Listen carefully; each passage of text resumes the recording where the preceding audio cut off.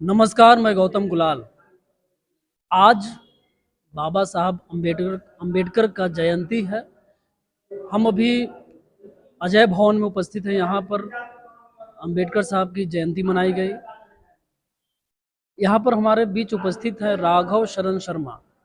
ये वही हैं जिन्होंने स्वामी सहजानंद सरस्वती पर बहुत काम किया है और अम्बेडकर जयंती है, तो हम इनसे कुछ बात करेंगे। सबसे पहले तो आपका हमारे चैनल में स्वागत है। जी, नमस्कार। शुरुआत हम यहीं से करना चाहेंगे कि भीमराव अंबेडकर और स्वामी सहजानंद सरस्वती दोनों के बीच में आप क्या समानांतर देखते दोनों के बीच एक चीज कॉमन है कि दोनों विज्ञान के पक्षधर थे। दोनों चरखा को अभिनव भारत का आधार नहीं मानते थे। यह जब आधारित होगा तो विज्ञान पर। दोनों अंधविश्वास, पुंगापंथ के खिलाफ थे, कट्टरवाद के खिलाफ थे। दोनों का यह विश्वास था कि धर्म व्यक्तिगत है, सामूहिक नहीं है। सामूहिकता में धर्म लाने से समाज में विवाद खड़ा हो जाता है और समाज जब विभाजित होगा तो अपना मकसद नहीं पूरा कर पाएगा। दोनों कृषि क्षेत्र में पूंजी के प्रवेश के समर्थक थे। दोनों हिंदू धर्म के बुनियाद में सुधार चाहते थे, मौलिक सुधार, ऊपर जहाँ पर मंदिर प्रवेश या जाति विरोध नहीं। दोनों में फर्क भी था। उस समय सामंतवाद, साम्राज्यवाद, पूंजीवाद तीन जनता के छाती पर चट्टाने थी। तीनों को हटाना था। सहजानंद का लाइन था कि यह मास अपराइजिंग से होगा, क्लास स्ट्रगल से होगा, जनता को संगठित करके होगा। बाबा साहेब का था कि यह मास क्लास स्ट्रगल की जरूरत नहीं है, ये सभी लोग मिल करके और तर्क से, बहस करके, शिक्षा प्रसार से, इसके माध्यम से इसको दूर करेंगे। तो इसके चलते एक और मतभेद खड़ा हो गया। तब अंग्रेज जाएंगे तो राज सत्ता किसके हाथ में रहेगी? आज़ादी का स्वरूप क्या होगा? पूर्ण आज़ादी या औपनिवेशिक स्वराज? किसकी आज़ादी होगी? बिल्ली की या चूहे की? बाघ की या हरिन की? तो इस पर दोनों के लाइन अलग अलग थे। बाबा साहब का कहना था जब तक सामाजिक एकता नहीं होती है, बराबरी नहीं होती है, तब तक आज़ादी की लड़ाई कमज़ोर रहेगी। और यह बाबा साहब सही बोल रहे थे। भारत के लगातार पराजित होने का इतिहास में कारण यही था कि यह जाति विभाजित समाज था। लेकिन बाबा साहब गलत यहाँ थे कि जातियाँ जो बनी है यह डिवीजन ऑफ लेबर है, पैसे पर आधारित है। पनेरी है पान का, तेली है तेल का, लोहार है लोहा का, बढ़ी है। तो डिवीजन ऑफ लेबर जब तक भारत में रहा, भारत उन्नति पर रहा। आर्यभट्ट यहीं पैदा लिए, कालिदास यहीं पैदा लिए, गौतम के न्याय कनाद यहीं पैदा लिया। लेकिन जब वह जाति में बदल गया तो निचले जो सताए लोग थे ऊपरला का नाश चाहते थे। अब विदेशी जब चढ़ाई करते थे तो मजबूरन ये दलित थे तो इनको दमित थे तो इनको साथ देना पड़ता था। तो विदेश से फौज आके भारत को नहीं जीता, यहीं के जो व्यवस्था में जो कमजोरी थी। तो बाबा साहब का कहना था कि जब तक यह दूर नहीं करेंगे तो आज़ादी जैसे मिली है ऐसे फिसल जाएगी। स्वामी सहजानंद या सुभाष चंद्र बोस का लाइन था कि अगर जाति के लिहाज से सोचेंगे तो एकता दूर की कौड़ी हो जाएगी। तो फिर अंग्रेज तब तक तो रुके रहेंगे जब तक जाति नहीं जाएगा, और जाति तो लंबे समय में गया। जाति के आधार को हम जब ढा देंगे तो छत गिर जाएगा। तो दो लाइन का संघर्ष था। दोनों कभी मिलते थे, कभी भी छूटते थे। दो बार मिलने का समय आया। आज हम भाषण में कहे 38 में बाबा साहेब, मिर्जाकर कम्युनिस्ट पार्टी के, डांगे, इंदुलाल जागी, स्वामी सहजानंद सब बम्बई में इकट्ठा हुए। गेल आम्बेडकर की किताब में यह पढ़ने को मिलेगा। तो बाबा साहेब बोले कि कांग्रेस से बाहर आइए, और हम लोग मिल के कुछ करें। तो ये लोग कह रहे कांग्रेस तो हम लोग कब्जा कर लिए हैं, गांधी को हटा दिए हैं, आप आइए कांग्रेस में। और हम लोग तो कहे कि कांग्रेस के आप अध्यक्ष हैं सुभाष चंद्र बोस, कांग्रेस आपकी नहीं है, सेठों की है। और यही हुआ, सेठ लोग निकाल बार किए, सुभाष को 3 साल के लिए, शाहजानंद को 4 साल के लिए। तो यहाँ बाबा साहेब सही थे। बाबा साहेब पेंडुलम ऐसा डोलते रहते थे, स्थिर नहीं रह पाते थे, सिद्धांत के तलाश करते थे। सिद्धांत जो सामने था एक्सेप्ट करना उनको कठिन था। जैसे दक्षिण में पेरियार गैर ब्राह्मण आंदोलन चला रहे थे, बाबा साहेब गैर ब्राह्मण आंदोलन में नहीं शरीक हुए। वो लाल झंडा के करीब आए 1938 में, लेकिन स्टालिन जो अत्याचार किया इसको भी वो देख रहे थे, तो लाल झंडा भी उनको बहुत नहीं माफी बढ़ रहा था। दिक्कत का हो जाता था कि वो चाहते थे कि हम अगर सरकार में रहेंगे तो दलितों के ज़्यादा सेवा कर पाएंगे, तो वायसराय के काउंसिल में चल गए, फिर जिन्ना के साथ बंगाल में चल गए, और ये और जोगेंद्र नाथ मंडल जो नाम शूद्र आंदोलन चल रहा है बंगाल में, ये दोनों जब जिन्ना के साथ हो गए तो सिलहट और मेमन सिंह 2 जिला कट के पाकिस्तान में चला गया, दलित साथ दे दिए मुस्लिम लीग का। और फिर जब बंगाल चला गया पाकिस्तान में तो सावरकर जयकर को रिजाइन करवाए और खाली जगह में गांधी पटेल बाबा साहेब को रखे। तो बाबा साहेब में ये जो दोलायमान है, जो पेंडुलम है, कभी राष्ट्रीय आंदोलन में जा रहे हैं Republican party, Indian labour party, और कभी जातीय आंदोलन में जा रहे हैं दलित संघ, तो यह स्थिर न कर पा रहे हैं कि सिद्धांत क्या होंगे। तो बाबा साहेब उपरला तबका जो पेटी बुर्जुआ कहते हैं, आरक्षण का जो लाभ, वो लाभ है मिला। और कम्युनिस्ट मूवमेंट जो है वो नीचे लेवल पर काम किया, एक क्लास स्ट्रगल किया तो जमींदारी खत्म हो गई। और नक्सल मूवमेंट जब जाति के खिलाफ और बंधुआ मजदूरी के खिलाफ, न्यूनतम मजदूरी के खिलाफ लड़ा, तो चूहा के डर से बिल्ली भागने लगे, हरिन के डर से बाघ भागने लगे।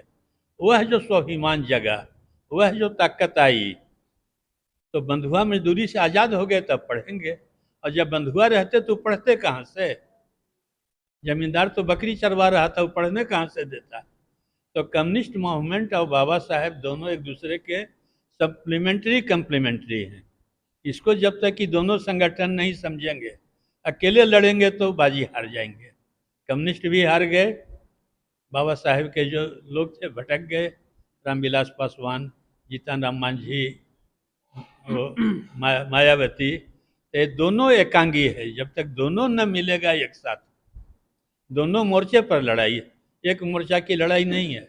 एक मोर्चा पर नाराबाजी होगा, शिक्षित हो वो, कहाँ से शिक्षित हो वो, पैसा हो, पैसा होगा तो अमेरिका पढ़ा लेगा, पैसा होगा किसे, जब उत्पादन के साधन पर कब्जा होगा, जब सीमेंट के एजेंसी मिलेगा, जब कारखाना में हिस्सेदारी मिलेगा, खेत में मिलेगा, ये सब दुकान में मिलेगा हिस्सेदारी, खाली सरकारी नौकरी में कितना है। तो ये दोनों मूवमेंट को एक होना पड़ेगा। ऐसा अभी तक दुर्भाग्य से नहीं हो पाया। दोनों नीला झंडा लाल झंडा बोलते हैं एक रहेंगे, लेकिन करते हैं बोलते हैं उल्टी। सारे धर्म में ढकोसला है कि हिंदुओं में ढकोसला है, सो बात नहीं। हिंदू में है कि आप कुछ हो बोल सकते हैं, गंगा नहाइए मत नहाइए, भगवान मानिए मत मानिए, नास्तिक रहिए, वहाँ तो गुंजाइश नहीं है, तुरंत कत्लेआम हो जाएगा। जहाँ खुदा की निंदा की है, यहाँ जितना जी भर के राम के गाली देना है, कृष्ण के गाली देना है, कोई रोकने टोकने वाला नहीं। तो सारे धर्म में ढकोसला है, सारे धर्म में पाखंड है। लेकिन दूसरा धर्म जब चूंकि अलाउ नहीं करते हैं, ये हिंदू सीधा होता है। अच्छा, हिंदू का मतलब एगो सनातन नहीं है, वैष्णव है, सिख है, जैन है, बौद्ध है, वो प्रगतिशील हैं। अच्छा, सनातन हैं संख्या में ज़्यादा, उनको अब पूछ कौन रहा है। हिंदू में लीड कर रहा है विवेकानंद, सहजानंद, राहुल संकीर्तायन, वो सनातनी लीड नहीं कर रहे हैं। जयप्रकाश नारायण, लोहिया, नेहरू, जो साइंस मानता है वो हिंदू का लीडर है। टीका चंदन चुरकी वाला तो भीख मांग रहा है, उसको कौन पूछ रहा है। तो ये सब बातें हैं। तो केवल सनातन को गाली देने से मायावती का झंडा बुलंद होगा, लेकिन ये पर्पस पूरा होगा जब दोनों एक होंगे, नीला और लाल। तो इनका कहना है कि जब तक नीला और लाल एकजुट होकर के जनता के मुद्दों को नहीं लेके जाएंगे, तब तक जो स्थितियां हैं वो ज्यों की त्यों बनी रहेगी और सत्ताधारी पार्टियां जो है इसका लाभ उठाती रहेंगी। एक चीज़ कि जब आप स्वामी सहजानंद सरस्वती पर काम कर रहे थे और उनकी सामग्रियों को इकट्ठा करना कितना चुनौती था। अब हम नहीं कर पाते, लेकिन चूंकि हम नक्सल मूवमेंट में थे और नक्सल का आधार गांव-गांव में था, इसलिए हम कर लिए। जो उनके भक्त थे वही उनको छिपाए हुए थे, तो हम कहाँ से करते। भूमिहार जाति के जमींदार से वो लड़े और भूमिहारे लोग के पास उनकी किताब थी, तो किताब कैसे आती, नहीं आ सकती थी। दूसरा, कम्युनिस्ट पार्टी जो गांधी नेहरू के झंडा उठाने लगी, इसके वो खिलाफ थे। वो बोल रहे थे सारे लेफ्ट को एक होना चाहिए और एक होकर सरकार को उलट देना चाहिए। और ये लोग गांधी, नेहरू, लालू, इंदिरा गांधी हमेशा किसी न किसी के साथ रहे। तो बुनियादी फर्क था। तो कम्युनिस्ट मूवमेंट भी सहजानंद की किताब को दबा दिया, व्यक्ति को ला दिया, फोटो रख दिया, मूर्ति बना दिया, माला पहना दिया, विचार को दबा दिया। कम्युनिस्ट पार्टी से क्या मतभेद उनके थे, इसको नहीं लाया। तो ये बड़ी कठिन काम था। लेकिन नक्सल मूवमेंट जो गांव-गांव था और देहात में छितराया, पुराने पत्रिकाओं में जो लेखे थे तो कलेक्ट किए। 50 साल लगा हमको कलेक्ट करने में, तो रचनावली आई। इसी ढंग से जो हम खुल के बोल रहे हैं, अंबेडकर पर भी इतना खुल के कोई नहीं बोलता है। लेकिन जब खुल के आप न बोलिएगा, रोग सामने ना आएगा, तो रोग के इलाज कहाँ से करिएगा। तो फिर वह मायावती पैदा होगा, रामविलास पैदा होंगे, जीतन राम मांझी पैदा होंगे। जात के आधार पर ले जाइएगा तो गरीब तो विभाजित हो जाएंगे, तो पूंजीपति को तो मजा मिलेगा। तो गरीब को एक कैसे करिएगा। जात के आधार पर तो एक जात को संगठित किया जा सकता है, तो एक जात से तो बात न बनेगी। भारत में 6000 जात है, तो गरीब की राज सत्ता तो नहीं आएगी। इसलिए जात के दायरा से बाहर निकलना और जात को समाप्त करना। अभी जात समाप्त नहीं हो रहा है, अंतरजातीय विवाह और जाति को मजबूत कर रहा है। आपको लगेगा कि हम उल्टी बोल रहे हैं, वो सुपर ब्राह्मण हो रहा है। रामाश्रय बाबू बंगालियों से ब्याह किए, अब भूमिहार जातीयता के केंद्र में रामाश्रय बाबू है। बसामन सिंह बंगालियों से ब्याह किए, रामविलास पासवान ब्राह्मणी से ब्याह किए, बेटा तो और दूसरा जात का नेता हो गया।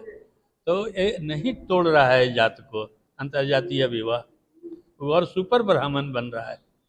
ये टूटेगा जब इसको पूरे मैकेनिज्म को हम ठीक ठीक समझें।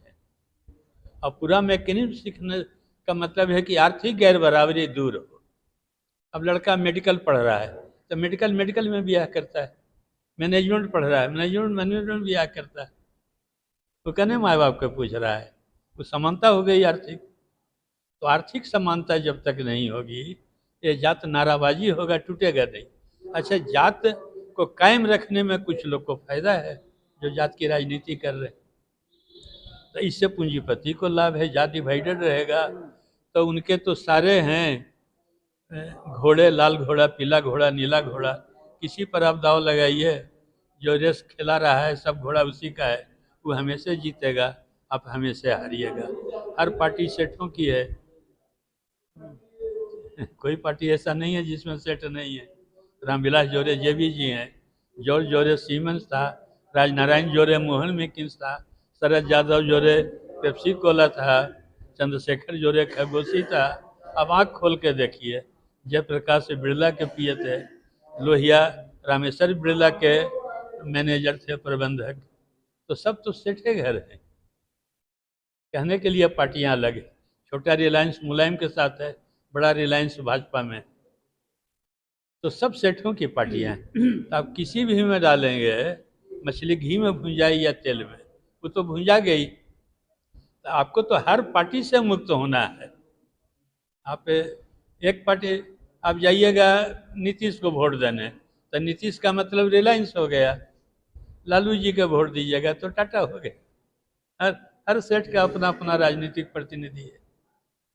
लेकिन अभी जो मौजूदा स्थिति है उसमें उस राजनीति को आप कैसे देखते अभी जो मौजूदा राजनीति है वो हम बोले ना कि असल लड़ाई है कि आज़ादी जो आसमान से गिरी खजूर पर अटक गई।